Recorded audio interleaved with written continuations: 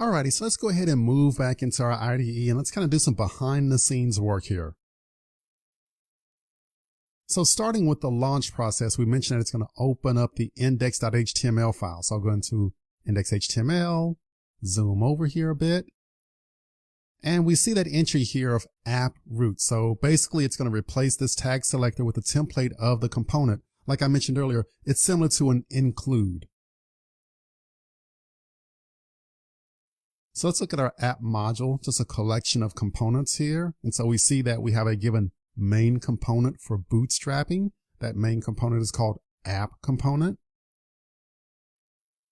Alrighty, so let's go ahead and move to our app component.ts. So this is our TypeScript file.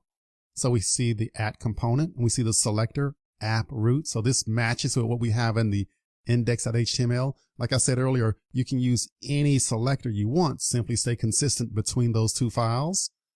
Okay, template URL points to the location of our HTML template file. So that's appcomponent.html. And this is the basic template that we have for right now. And remember, with the curly brace, this will actually read the property of the related component. So it'll read the property from the appcomponent.ts, that TypeScript code. And that's the actual property that it'll read and include it right there in the template output as far as rendering. So I can change this title to say, this is my first app.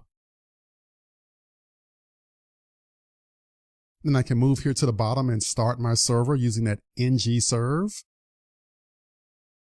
So remember, in the background, it compiles the code, it starts the server, and it watches your source files, and it'll reload any of your source files. I simply swing over to my browser and open up localhost 4200.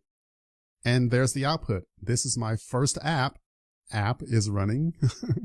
Okay, that doesn't make any sense. I need to change my code a bit because I have app twice. It's all good. So let's swing back over here and make that slight change. So in the HTML, instead of saying app is running, I'll just remove all of that stuff and just save. And remember, it reloads everything for me. And then there's the new version of it right here. So that's a nice little demo here of the hot reloading actually working in practice.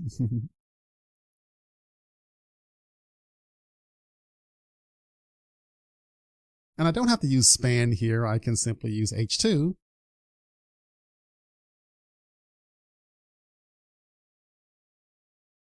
And save that, swing back over. Now I see new output here in the page. I'll play around a bit, kind of experiment here behind the scenes. I'll set up a horizontal rule and I'll say my name is, and for right now, just kind of leave it as ...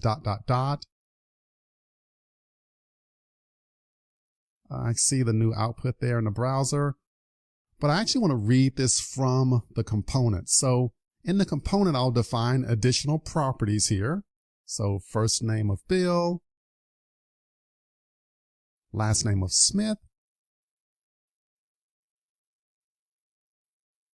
and now I should be able to access those properties in my actual template using that curly brace syntax.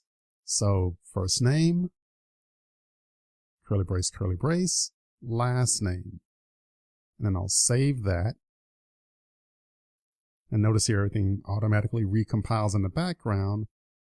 All right, and then swinging over to my web browser and, oh yeah, this looks great. I like it. So here it says, my name is Bill Smith. So we're actually reading those properties from that Angular component. So we're reading the first name property and also the last name property and including it right here in our HTML page. So this looks good. I'm happy with this work so far.